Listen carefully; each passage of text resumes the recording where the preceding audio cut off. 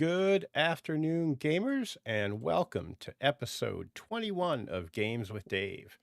Today, I am joined by Thorin Thompson. Thorin is currently running a Zine Quest Kickstarter for not one, but two kick-ass zines for Dungeon Crawl Classics. Sky of Crimson Flame, a zero-level funnel, and Blights of the Eastern Forest, a level 1 adventure for anyone lucky enough to survive Sky of Crimson Flame. Thank you so much for joining me today, Thorin.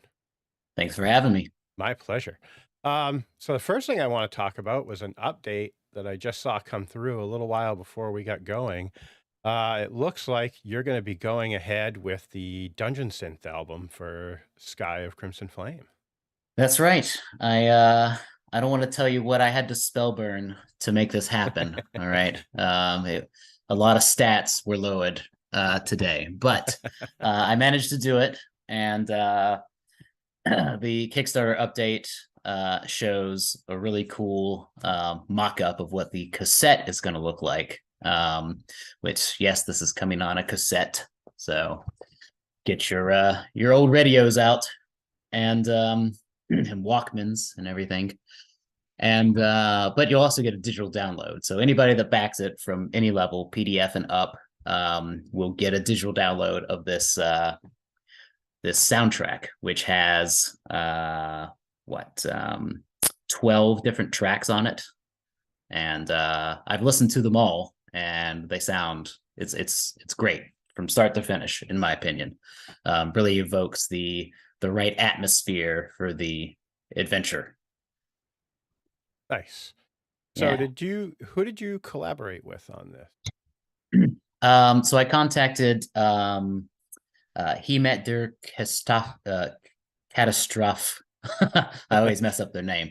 Hemet der Catastrophe, I believe is how you say it. And they're a label that does a lot of Dungeon Synth stuff. You can find them on Bandcamp, and they have like a Patreon where you can sign up and you'll get a new cassette, every so many months. And sometimes they come with little dungeons in them, depending on which band is making the cassette. But the band for mine is Dungeon Magic, and they've got maybe 2 or 3 other albums that are also just as good. So you should definitely search for them, check them out. And it's Dungeon, like Dunjon, and Magic, Magik. And they did all the music for this new cassette.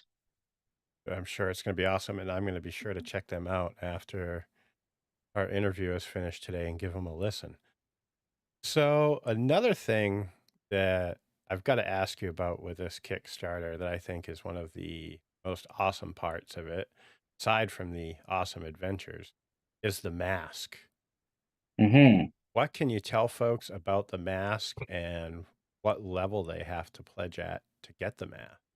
Well, the mask, which is right beside me, as it usually is a latex mask that was hand sculpted by Jordan Bosey, who's done a lot of other masks for Goodman Games, including the Cyclops, the Magician Skull, the Demon Lord Molon. And so I had her do the same thing based off of Peter Mullen's cover art, this is the mask that the witch wears on that.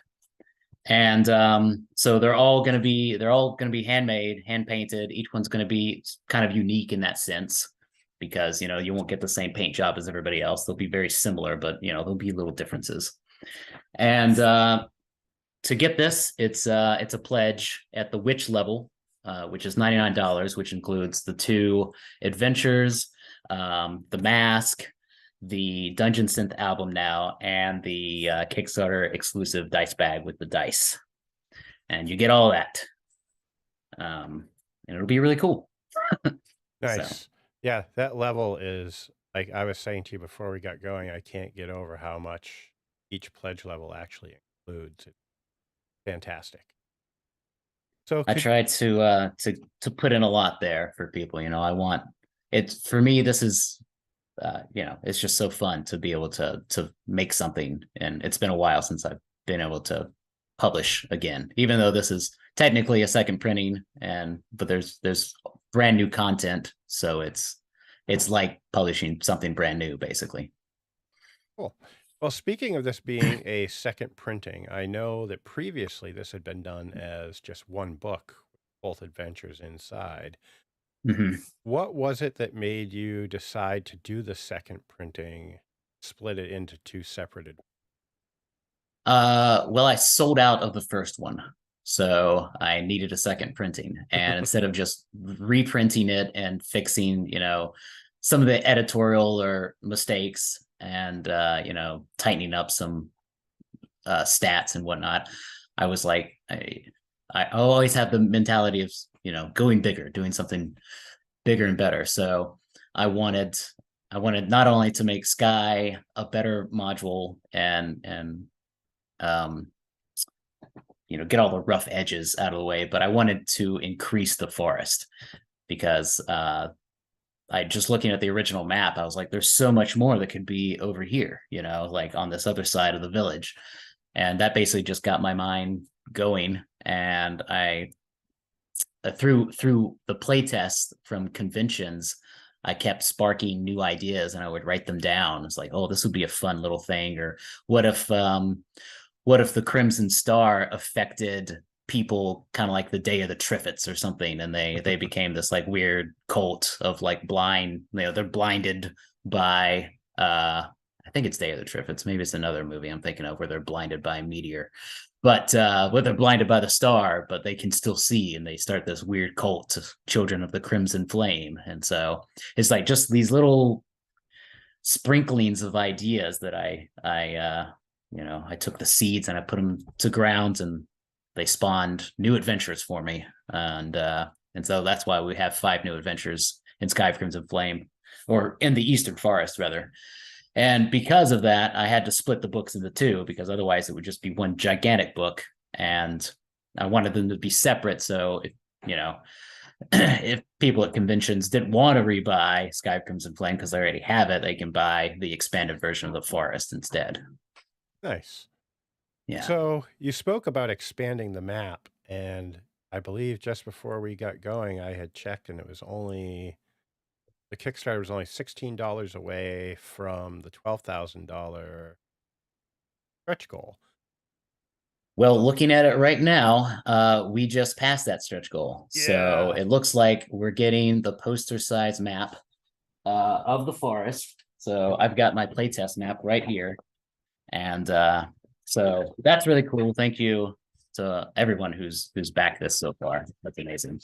So now we're going to be getting this gigantic map of the forest. And these are all the original locations over here.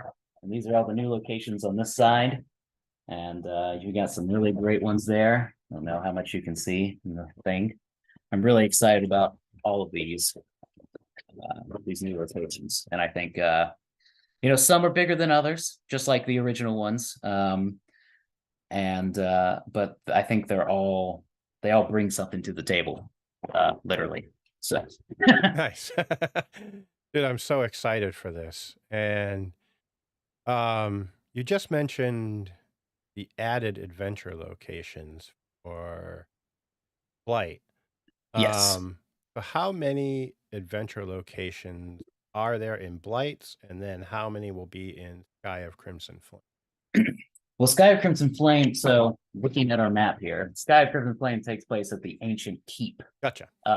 So you come from the village of Reed, your 0 level peasants, and you go up to the keep. And if you survive, then you have the entire forest to explore.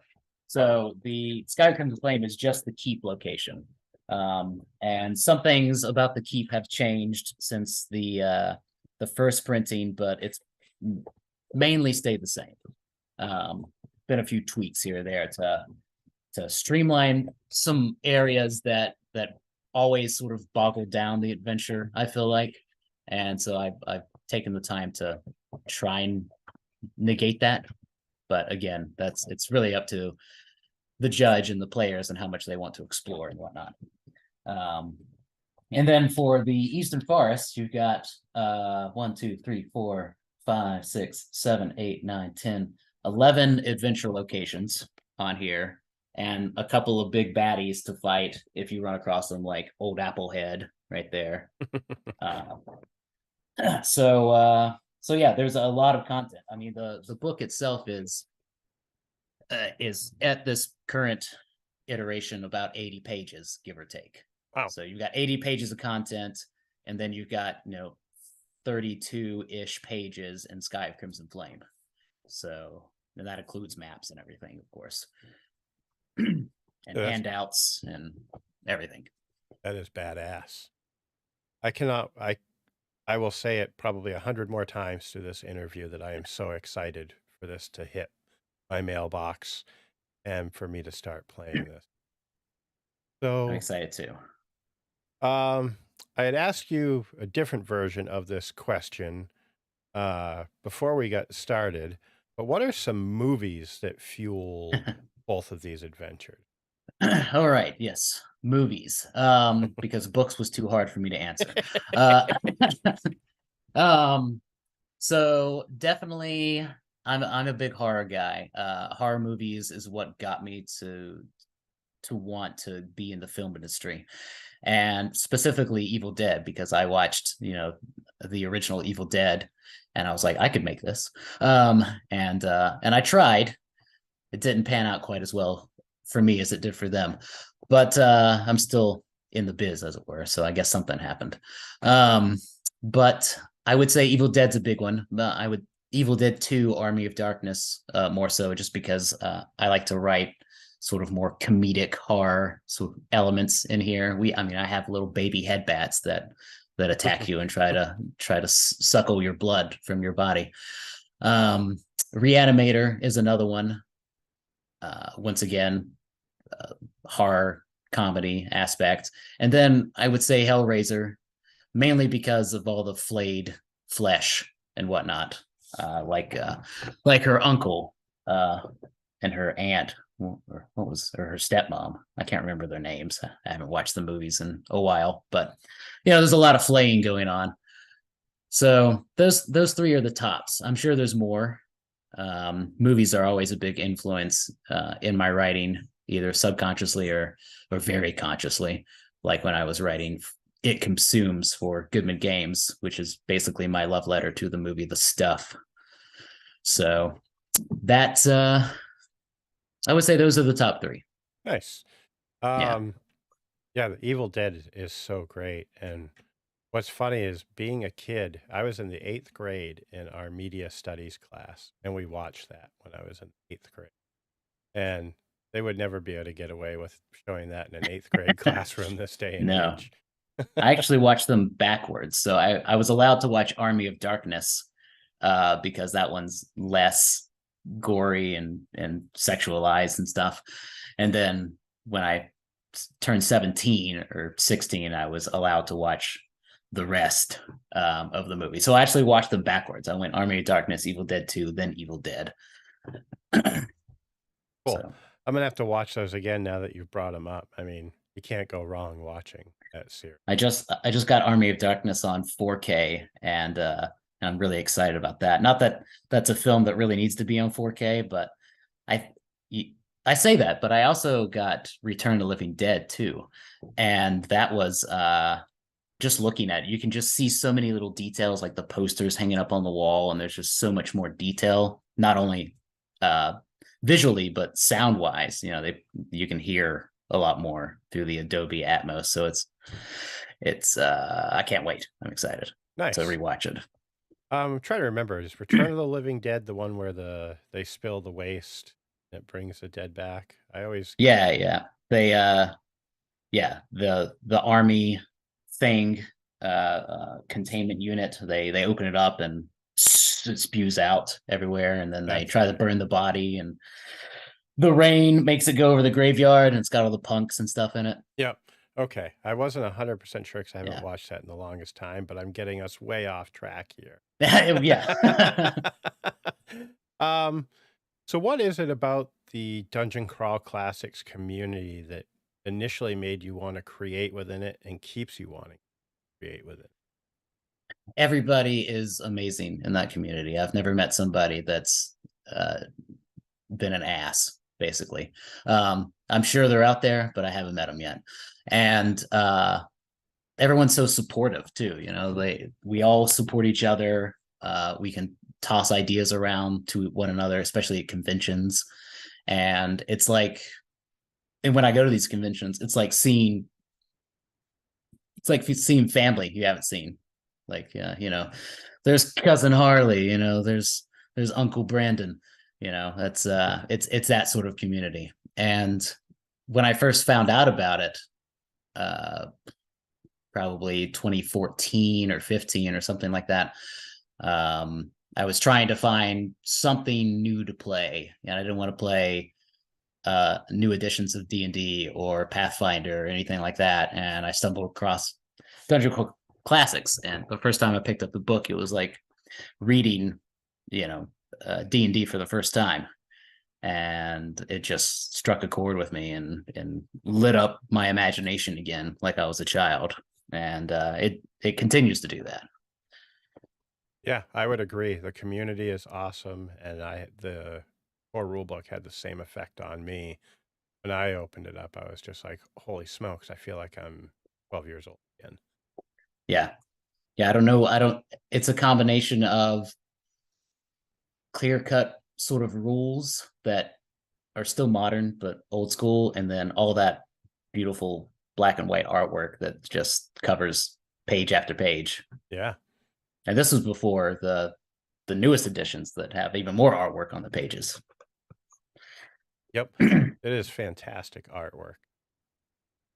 So, could you tell me a bit about the Crimson Die and how that will enhance play for Sky of Crimson Flame? Yeah. So the Crimson Die is this little fun thing I want to do for the Kickstarter to just for funsies, and basically when your zero level character dies, you have like 4 or 5 of them. So you can opt to burn a point of luck on one of your surviving characters to roll the Crimson Die. And the die's got it's got daggers, symbol on it. It's got a crown. It's got the Necromancer's Chaos Sigil. It's got the sword of Rowreed, the old king on it. And all these mean something.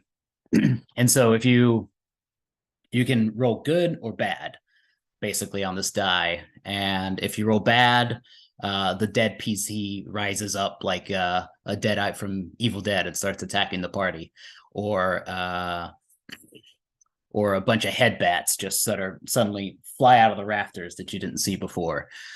If you roll good, a ghostly knight, that once was in service of the king, joins your party for a limited time until they're sent back beyond the veil. Or you can up that character's stat by increasing one ability score besides luck, by 1 point, or your base attack or your base AC, basically, so if this character survives the funnel, they'll be an even more top tier first level character than they were going to be. So it's just a little fun mechanic just to add more chaos into the mix, basically. And it's optional, it doesn't have to be used, but I think people will have a lot of fun with it, and I'll enjoy listening to their stories at conventions, or coming up with crazy scenarios when I'm running the game. Nice. And I believe there's another die that unlocks at the $16,000 level, the Blight die. Yes. How will that impact gameplay? So that's obviously going to be used for Blights of the Eastern Forest, and that will be so it's going to be used when you're wandering around the forest. So instead of rolling just a regular d6 for wandering monsters, you can roll this die instead. And it also has symbols on it. If you've got a big monster that looks like Old Applehead that I pointed out earlier, or some mushrooms, or a compass.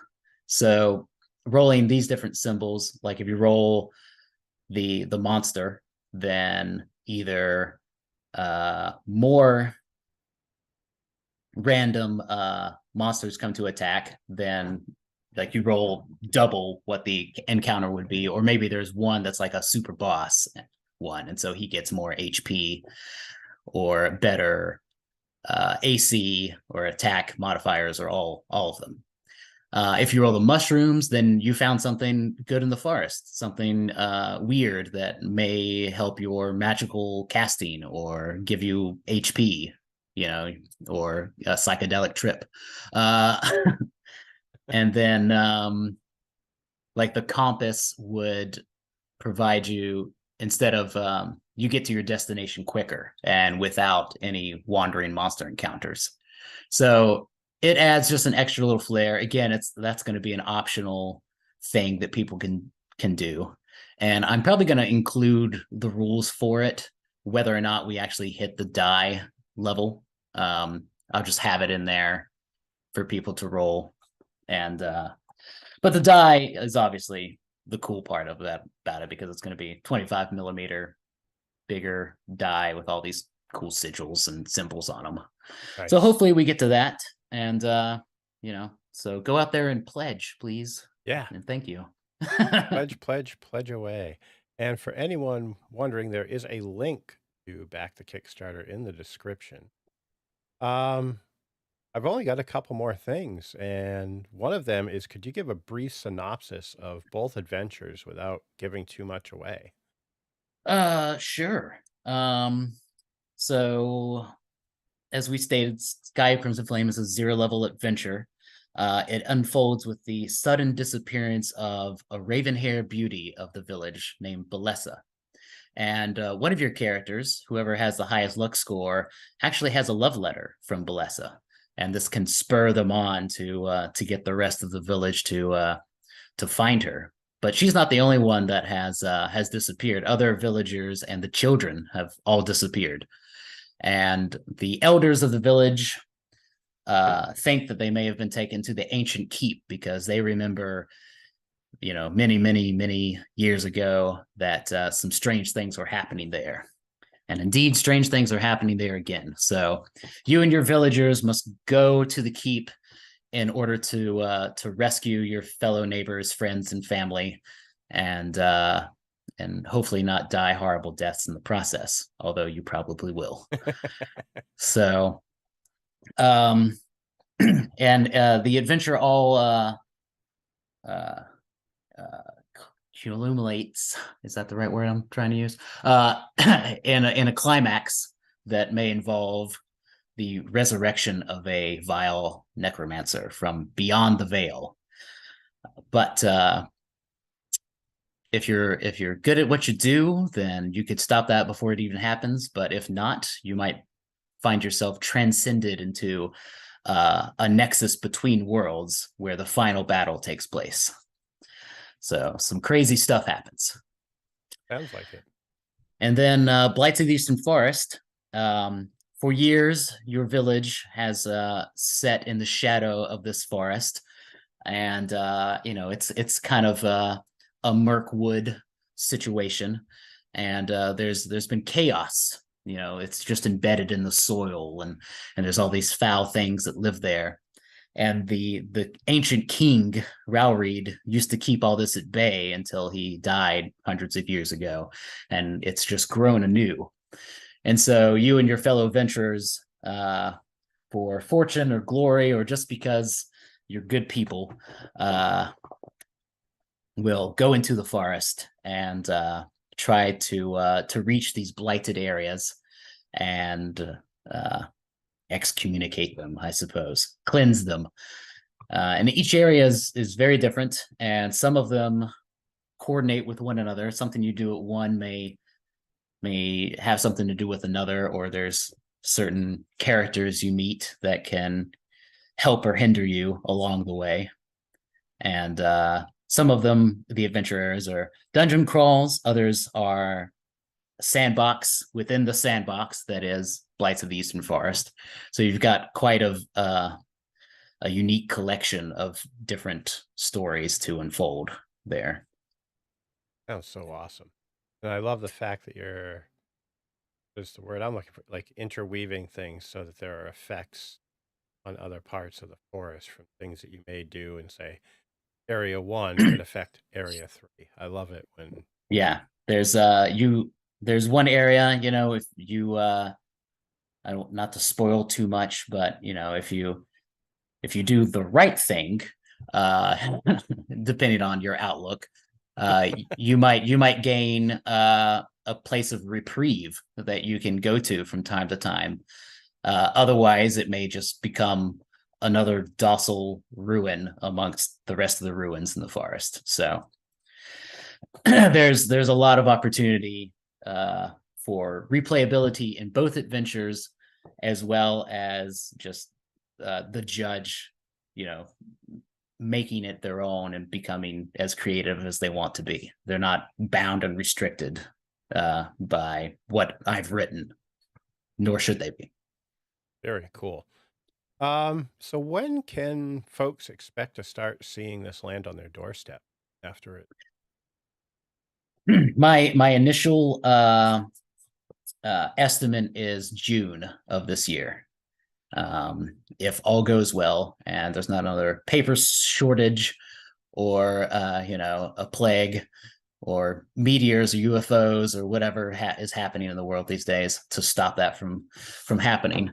I've already got printers lined up, and I've just got to get. I mean, the module's written, everything's written. I'm just fine tuning things here or there as I continually play test it with my friends. And basically, one of the major obstacles is just getting artwork commissioned and filling in those gaps in the book. So once that's done, it'll be sent off to the printer, and we'll have it soon. Nice. Yeah, that's a really fast turnaround. I love it. So if there were anyone sitting out there listening, either live or that watches this later, that's hovering over that back this project button, what would you say to them to convince them to hit it? I would pull out my wicked wavy dagger of flesh and bone and threaten to flay their face and tell them that if they don't back this and get the mask, they're going to have to wear this mask forever because nobody will want to see that face. No, I would say do it, man. Just do it. You live once. And this is, just a really fun adventure. And people have come up to me and told me, like, this is the first thing, this is what got me into DCC, and wonderful compliments like that. And I would love for them to experience this and just have as much fun as I do writing it, for them to play it. So I hope that they would press that back button, and whether it be PDF or, crazy witch mask, I'm thankful for whatever pledge they would go for. I think everybody should have a mask. Well, it's limited, so they need to snag it before they're all gone. How many are you having made? Roughly 100. Nice. So that could be fun, like you said earlier, of having 100 a people parade in a con with with the mask on. That would be so cool. Yeah, just parading about. I think especially we could all have robes on and stand around the gong of doom that Goodman Games puts out, and be these wicked nasties that are threatening people with fun. Yes. Well, Thorin, that was all I had. Is there anything you feel like I missed that you'd still like to talk about, or? I don't know. I feel like we've hit the major points. I'm looking at the Kickstarter right now. It's hard for me not to constantly just refresh the page and see what's happening. But we've hit the stretch goal now for the poster map. So thank you very much. If we hit any more, it'll be really awesome. The next one is what is the next one? I gotta scroll down because I can't remember. The next one is the bestiary. Yes. Illustrated bestiary. That one's a really cool one. So I've got some artists lined up, ready to go. some new, some old, to the DCC, uh, the usuals suspects. So that'd be really cool to hit. I got some nasty critters in there that just need to be illustrated. So let's get to that 1400 and make it happen. Yeah, that would be awesome. All right. Well, thank you so much for joining me today, Thorin. I had a great time talking about these zines, and I can't wait to get them. I can't wait to get the mask or the tape. Um, and best of luck. And folks, if you haven't backed it yet, click the link below and back this totally awesome Kickstarter. And if you enjoyed our interview, click the like button and maybe subscribe. Otherwise, have a great day, folks. Thanks for coming out.